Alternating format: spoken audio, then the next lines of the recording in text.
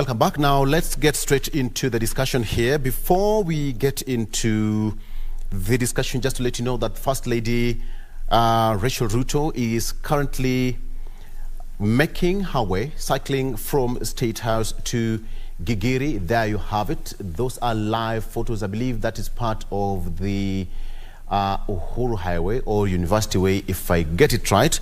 She is cycling towards to Gigiri UN Habitat. To that effect, that is First Lady Rachel Ruto making her way to Gigiri UN Habitat. Remember, President William Ruto was there yesterday where he made, where he made a number of declarations and of course some requests and prayers before the members.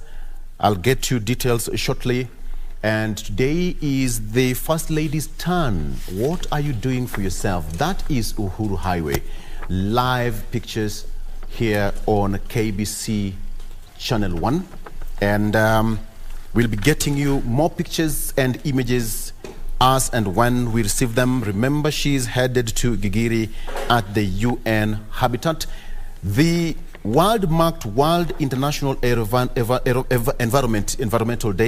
Day yesterday, and the clarion call even for the president and other environmentalists and champions across the world have been to continue planting trees across the world. Green energy is something that we need to be taking care of quite seriously, and that is the conversation happening currently. Okay.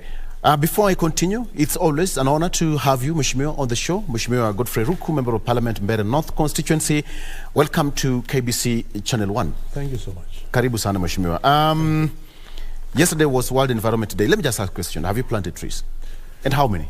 Yes, in last year in December, we planted 100,000 trees. Nice one. People of Mbeere North. And it was a very good initiative. Yes. And this is an initiative which we are going to ensure it's going to happen every year within Mbeere North constituency. And more to that, I have been very much involved in issues to do with the reduction of carbon emissions and development of raw carbon projects in Kenya, in Malawi, in Madagascar, in South Africa, as well as setting carbon credits within UNFCCC framework and within gold standard registry, and getting investors to invest in raw carbon projects within our country. So this is something which I have a lot of passion and I've been involved in from 2009. Climate change is real. Yes, climate change is real. It's really affecting especially the poor countries. And the national budgets are seriously constrained because of climate change. You'll find that national budgets, some of very critical budget lines are reallocated to take care of climate change related problems. Budget line which could have been used in security, in education, in health and other issues. But because of serious effect of climate change, you realize we have to reallocate this budget line. For instance, our country has spent too much money on food, on mitigation of drought. That money could have gone to other national building projects. In a country like Malawi, it has been struck several times by cyclones and flooding, and it's a poor country. All this because of climate change is affecting Africa in a serious manner. And when you hear the president say that all the parties to scrap, all the conference on parties on climate change, we are headed to COP28, which will be taking place sometimes later in the year. And the president said that, these meetings have not yielded any visible kind of results. I mean, it's homegrown solution. Planting trees is just taking care of our environment. What do you make of that? It is true. I have been involved in a number of conferences. Some of them we call Africa Carbon Forum in Mbeere, in Nairobi, in Casablanca. And there are so many. I've been involved in a climate change conference or a summit in New York. And there is always serious branches, you know, nation and different companies and corporations, private corporations making pledges on what they are going to do in terms of cutting down their carbon emissions, the investment which they are going to make. But actually, a huge chunk of that investment never trickle down to the real project implementations. And of course, in every market, we have cartels. In climate finance market or carbon emissions market, we have serious cartels. People who are very well dressed in suits and who stays in very nice hotels, 6-star, 5-star hotels, but they are basically cartels to the detriment of other developing nations. All the money pledged by government, like American government, goes in circles and ultimately at the end of the day goes back to where it came from. So this is something which we have to take care of through serious, well thought registrations, especially for our country. Absolutely. All right, Mheshimiwa, I think it was also a good point to start because environment affects all of us nonetheless. So let me just take you through the front page of the Daily Nation here. My colleague Ram had tackled the standard. Let me take you on the front page of the Daily Nation. Unga, sugar prices to go up again. Unga, sugar prices to go up again. According to the Central Bank of Kenya survey, there's a finding that says that recent rains behind fall in vegetable prices. CBK survey finds recent rains behind fall in vegetable prices. You can take a look at that story. They have got some statistics there. Just a quick one. Central Bank of Kenya's agricultural sector survey released on Friday shows that the prices of major food commodities will remain high in the month of June. Kenya now faces a maize crisis as only 2 million out of expected 10 million bags of duty-free grain have been imported in 4 months. The next one is NCPB says that at least 15 billion shillings is needed to relaunch strategic food reserves. And finally, currently more than 5.4 million Kenyans are faced with starvation and in urgent need of relief supplies. Hard times ahead, Mheshimiwa, for Kenyans? It is true that there is serious shortage of maize across the world. There is not even a single country in the world which has sufficient supply of maize. I don't have the facts as to why we have such kind of phenomenon at the moment in the world. Probably it's because of the issues we have just talked about, issues to do with climate change. And therefore, when we have a shortage supply of the very basic commodity, which is used in almost every household across the globe, then we expect the prices to go high. In Brazil, there's no maize, and we know Brazil is one of biggest maize suppliers across the world. In South Africa, there is no non-GMO maize. What is there is GMO maize at the moment. There was huge supplies of maize in Zambia. At the moment, there is shortage of maize in Zambia, as well as in Malawi, and other countries. In Ukraine, Ukraine is one of the biggest suppliers of maize and wheat across the world. But at the moment, you know what's happening there. There is war, so there is no maize which is coming from Ukraine or wheat or even rice. And also, Ukraine is a serious supplier of potatoes. There is none of those commodities coming from Ukraine at the moment. So serious shortage of these products will in fact increase the prices of the same product. So that's why our government and the president has done a serious effort in ensuring that there is fertilizer across for this season. But of course, there are some areas of this country where there is still shortage of rain. So we may not expect to have, huge harvest as expected. And when you don't have huge harvest as expected, then we will definitely experience a shortage of supplies of maize and the food stuff. Then the prices, of course, will go high because the demand is high. And when the demand is high, the basic law of demand and supply states that the prices will always go high. All right. So these are challenges which we have to, as a nation, try and come up with appropriate measures. Probably we will require to further take the prices of fertilizer down.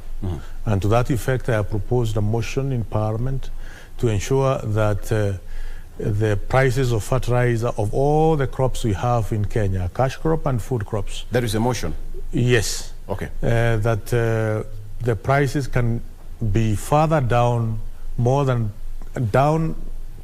or less than 3,500 at the moment, because it is possible. And this can only be achieved if the Minister of Agriculture will be given authority to have a government-to-government procurement of fertilizer for pythagram, fertilizer for coffee, for tea, for maize, for bananas, for all what is farmed in this country. Is there perhaps just a secret, if you can bust that bubble for us, something that Kenyans should expect in the forthcoming budget, the next year's budget for agribusiness in the country? The budget, for the coming budget is very well aligned with 7 value chain processes. Before, the budget has always been burdened in a manner that the value chain processes are not taken care of. At the moment, we are looking at production. If we have huge production of different agricultural products, where do we take them? That's why the government, through the Ministry of Trade, has started setting up of aggregation centers across the 47 counties, so that when the farmers in our different counties, because all counties have different agricultural products. There are those counties which produce livestock, and leather is a serious product which has a very high demand across the globe. So we have to have a value chain process of leather. It's not only supply of meat. Actually, you earn more money from supply of leather than you earn more money than the money you earn from supply of meat. Therefore, the value chain process of the counties where there is livestock must be not only meat supplying in different parts of the world, in the Middle East and other places, and also locally, but also taking care of leather and the value addition process of leather. All right. The same case when it comes to, let's say, the counties where there is mangoes or there is potatoes. So you produce quite a lot of tomatoes, let's say in Kirinyaga County, in Embu County. When you produce, there is an aggregation point, and there is value chain process of making tomato pastes, and at the same time ensuring the taxes are being reduced, and to ensuring that there is capital injection in that value chain process. So we expect agricultural sector to really benefit from this year's budget. Okay. And this has been as a result of the forward thinking of our President, William Ruto. All right. Mheshimiwa, let me get you through another page here of the Daily Nation. Devolve units to get 33 billion shillings as Governor's Treasury strike deal. They were speaking yesterday after an intergovernmental budget and economic council meeting yesterday between the Deputy President, Rigathi Gachagua, and the county bosses. And now the counties will receive a total, the Exchequer will release the April allocation by the end of the week, and another 31.4 billion shillings for the month of May by June 19th. The total amount that the counties are looking for is 94 billion shillings that the counties are owed in the delayed disbursement for the month of April, May, and June. Just last week, the governor said that there were, some threats to halt operations in the counties should the money not be disbursed to the counties. Raila State is profiling Mount Kenya youth. Wamalwa Wairia accused the government of vilifying the same youths it said were hustlers during the campaigns. And now, Azimio leaders said that a majority of youths in the Mount Kenya region are being profiled by the deputy president and the state. How true is that? Matter of wait and see. Employers to be given time to match housing deductions. Assembly Whip, Chief Whip, that is Sylvanus Osoro, reveals that the government is willing to amend the bill to address key issues. Mheshimiwa, a point of backtracking, or probably people have heard the cry in 10 seconds before we take a break? In terms of? Yes, that's according to the Chief Whip, Sylvanus Osoro, saying that the government is willing to amend the bill to address some key issues thereabout. The bill will pass with very few amendments. It has come to a point where the nation our republic, has to make very serious decisions, difficult decisions, so that we can be able to transform our economy. We have been talking about how Kenyan economy needs to be transformed for quite some time. And when it comes to the times of taking action, we always step back. We need to have modern civilization. For us to have a modern civilization, we have to ensure all the economic rights and social rights enshrined in our constitution are not only have a policy aspect of formulation, but also an implementation formulation or implementation framework. This has not happened to quite a number of economic and social rights. And there are millions of Kenyans who are jobless. There are millions of Kenyans who are not enjoying all the rights enshrined in our constitution. We have to make deliberate decisions, some of them painful and difficult, so that we can uplift every Kenyan to enjoy all these rights, economic and social rights enshrined in our constitution, Article 43 of our constitution. Okay. All right. As this is happening, you have a very busy day today and a very busy week as members of parliament after 1 month recess. I believe that as members of parliament, you are excited to come back, and you've traversed your constituencies across the country, and you've heard what people are saying. Wanasema ground iko aje? That's the question. Ground iko aje? The people of Mbeere North, because that's where I've been quite some time, they just need explanations. They need roads to be tarmacked. They need dams to be constructed. They need electricity to be connected in their household. They need good schools, rehabilitation and renovation of all the primary schools and secondary schools we have in our constituents. And they need clean drinking water available in their homestead. And this is not only the people of Mbeere North, but also other constituencies across the country. Somehow we must find a way of financing these projects, and we have either we finance through borrowing, or we finance through ensuring we have taxed, especially those who have not been paying taxes. We have many Kenyans of very high social standing within our nation who have been exempting, who have not been paying taxes again and again and again. You remember in last year or a few years ago, the companies which have been exempting tax totaled to 646 billion Kenyan shilling. That money can finance all the counties in the Republic of Kenya for 2 years. So it's huge amount of money which has been exempted. So we need to take care of such scenarios And that's why the president is firm. Absolutely. You know, and such kind of an act amount to an economic crime.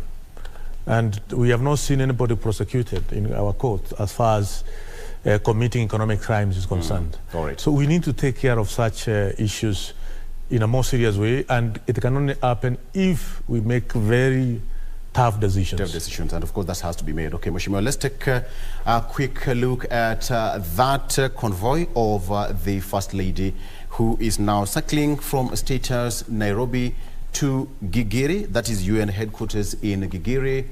I'm yet to find out exactly which route is this. But we'll get more details as that. She's a cyclist, by the way. From that looks like Limuru Road. That looks more of Limuru Road towards Karura Forest, if I get it right. There you have it. The First Lady will be attending the UN Habitat meeting, and of course that particular function was also attended yesterday by President William Ruto. When you have such kind of activities, Mheshimiwa, Kenya is proactive, matters climate change and conservation of environment. Perhaps the late Wangari Maathai must be smiling wherever she is now that we are taking serious what she started wherever she is. I mean, posthumously, we celebrate her. Yes, this is very encouraging to see the First Lady of our nation taking such an activity. It's very, very encouraging, and we need to see this more. And I want to congratulate our First Lady for such kind of an initiative, because it is not just cycling, it is sending a very strong message locally and internationally that the people of Kenya are ready to take care of environment, are ready to reduce the carbon emissions of our nation, and we encourage other nations also, especially the big emitters in the West world, to ensure they cut down their carbon emissions, so that whatever they are doing in their manufacturing industries can be very, very efficient. This is what we need. Yeah, this is what we need. And of course, part of the agenda is that she will share the road campaign to promote safety of cyclists, and that's why she has opted to cycle all the way from State House, maneuvering her way. There is Limuru Road, and in the next few minutes, if not too far or too long now from now, she'll land at, or she'll arrive. We land. We don't arrive, we land. She'll arrive at the Gigiri. And of course, part of the efforts is to promote reduction of carbon emission. I don't know. I mean, our neighbors here in Rwanda, they have a car-free day. I mean, everybody can just come, and some sections of the town is closed and it's a car-free day. Mheshimiwa, don't you have such kind of discussions? Is it even possible that on a Friday, on a Saturday, or on a Sunday, a day that you as legislators would even choose, ni kuchukua baiskeli na tuendelee na maisha? Yes. To reduce carbon emission, for once. But there are projects which can be implemented. Yes. Which can reduce carbon emissions in a very serious manner. Yes. And those are the projects which we are supposed to be talking about, and which we are supposed to be seeking investments from the carbon market, carbon finance market. We should be looking for investment. Let's say, for instance, in this country, in our city, the issues of landfill, the waste management is a big problem. We can have a serious landfill at Dandora, where that all waste can be used to produce methane gas which can be used to power different projects. We can even use it to cook in our houses. It can generate income.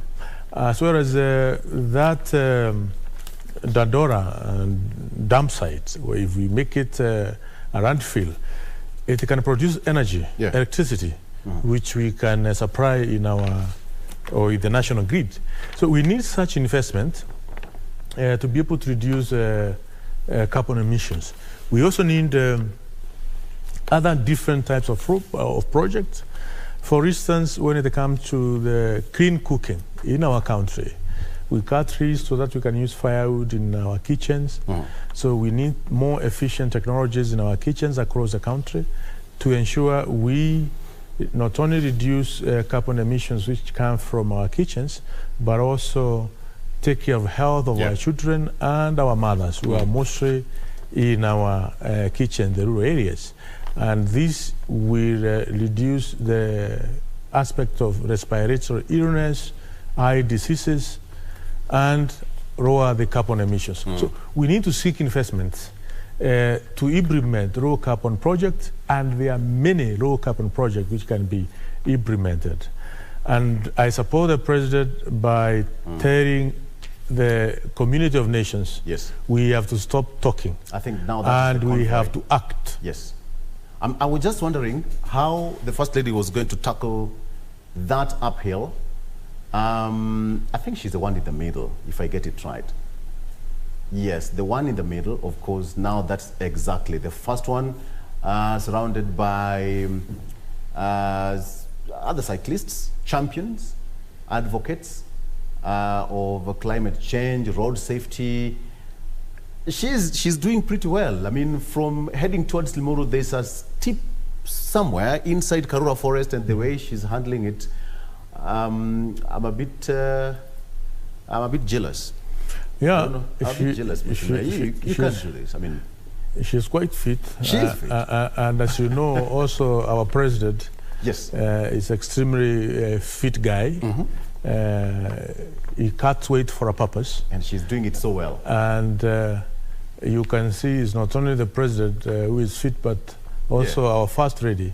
The First Lady of the nation is very, very fit as well. This is very impressive. Yeah, the way she's handling I was also not very sure that the steep from as you go towards UNEP, towards Karura Forest inside that area. Yes, it's always a bit tricky, especially for motorists near the Canadian embassy. Exactly. I was not sure whether she'll be able to, but you can see she has performed extremely well. Somebody can say that she's eating that hill like yam.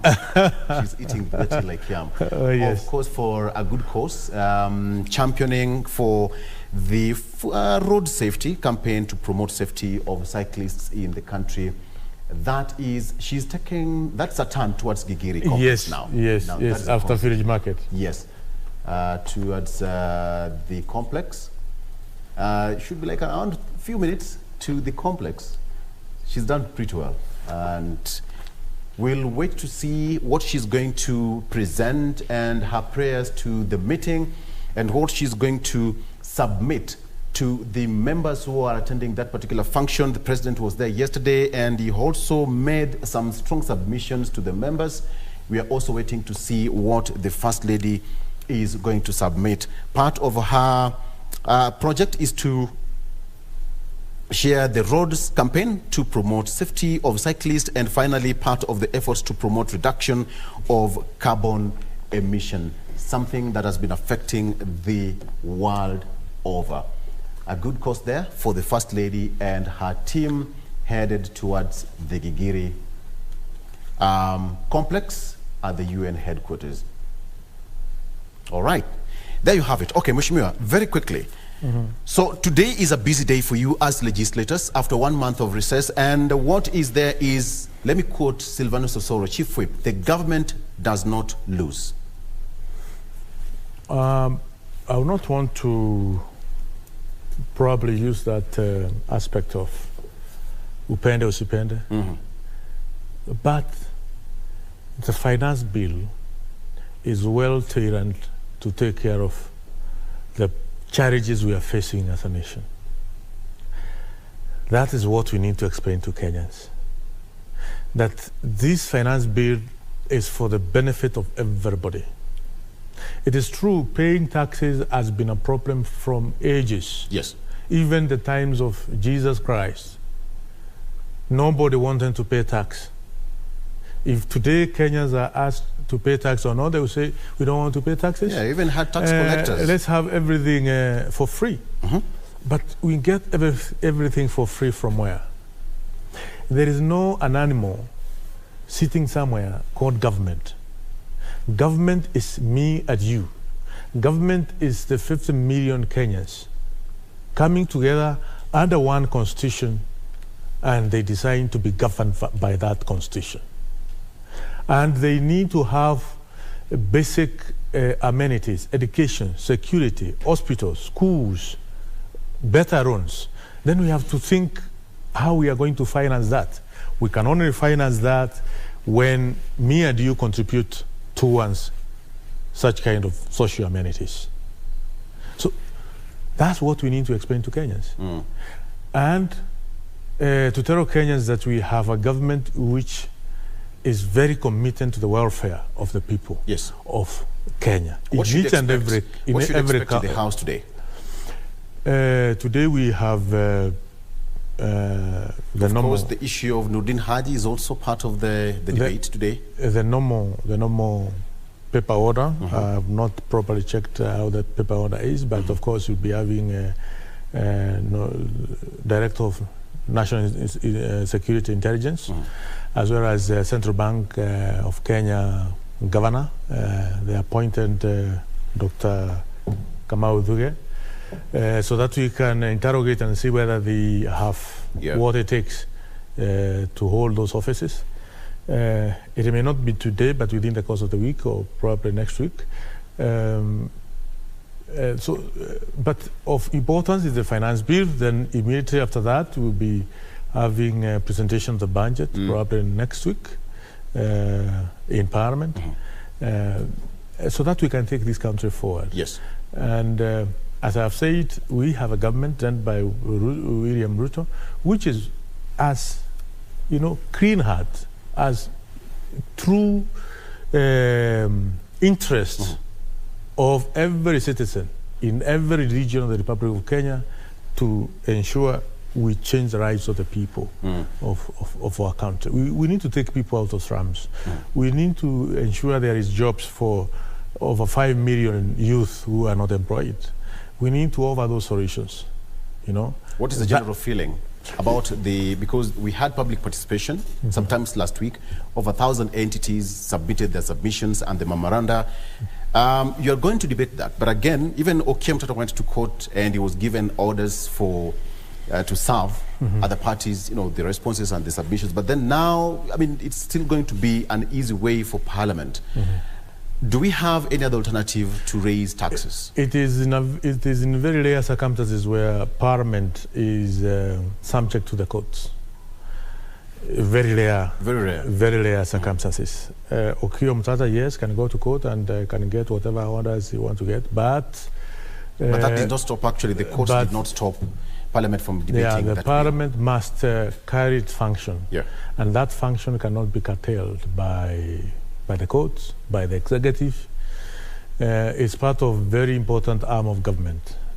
Executive is one arm of government, judiciary is another arm of government, and Parliament is another arm of government. Let me say this, public finance takes care of three things. One is efficient allocation of resources of the nation.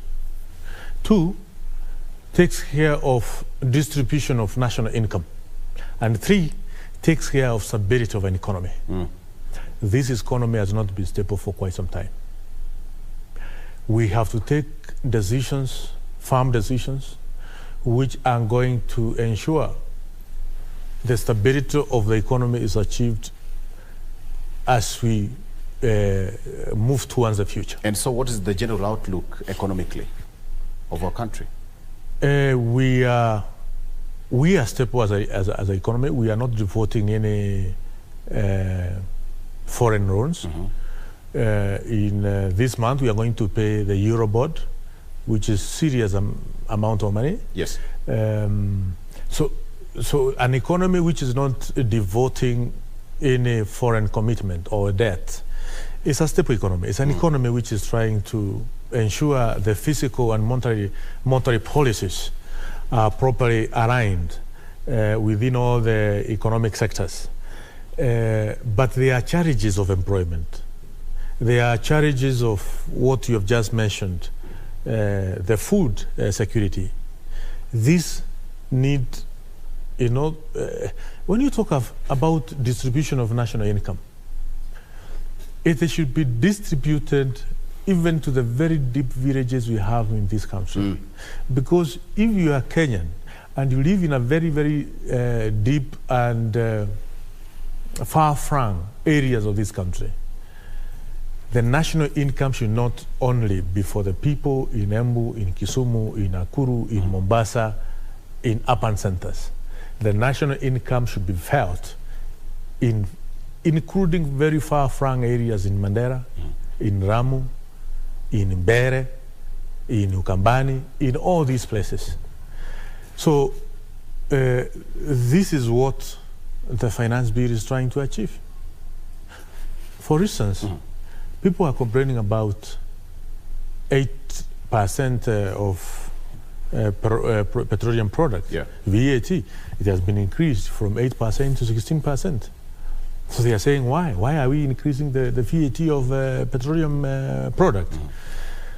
Let me ask you, when this VAT was decreased from 16% to 8%, did petroleum product prices come down? The answer is no. So the question is, why? Why is it that the previous government decreased the VAT on petroleum product and the prices of petroleum product never went down? It is because it was a collusion. It's an economic crime. People in high offices constructed policies so that they can reach themselves using the VAT. So what this government is saying, please, we are not interested in enriching themselves through such kind of very banned way. So let the VAT of petroleum product goes back to 16%, and we ensure the oil marketers pay their due fare. Because what used to happen is that you don't pay this 8%, but let's split it. You're not paying, but it goes to the pocket of very senior people in the last But let me ask you, are you saying this because you're on the other side of government? What if you are on the other side of the opposition? Would you have had the same stand? It is good to say the truth all the time, because that is what is fair. Okay? And even the people who are in the opposition or in the minority, we ask them to be able to be saying the truth all the time. For instance, we have seen clips going around where the leader of Azimio, the Right Reverend Raila Odinga, was advocating for housing levy because he was in handshake government of Uhuru Kenyatta. So what has changed between then and now? As the housing levy changed? Way back then it was at 1.5%. Okay. But can that 1.5% translate into job creation of 2 million Kenyans every single year? We need to get out the young people who are jobless. We need to ensure the value chain I talked about of manufacturing, of our furniture, of our doors, of our windows, of hinges, of iron sheets, of nails in this country is, booming, so that people can be employed. Will that be a true injection, the right injection of our economy? I mean, looking at the status in which the Kenyan economy is at the moment. So we want to create jobs. We want to ensure the value chain processes are more improved so that many people can be employed in different sectors. We need to ensure training is also aligned with some of these value chain processes. So I think whether I'm in opposition or government side, it is always good to talk the truth. And the truth is that the government, Kenya Kwanza government, is very well, it has good intention for the people of Kenya. through the proposed finance bill and the upcoming budget to ensure we take this economy on track, back on track. Before we've come to an end, let me ask you this question. Are the MPs between a rock and a hard place? Between the issue of the public voting system, now it seems that most MPs who are allied to the president are now in a straitjacket in terms of showing allegiance and now pleasing the electorate. The issue of public voting in the House. What's your take on that? In Parliament, there are 3 ways of voting. You either vote no, or yes, or abstain. You have to vote in those 3 methods.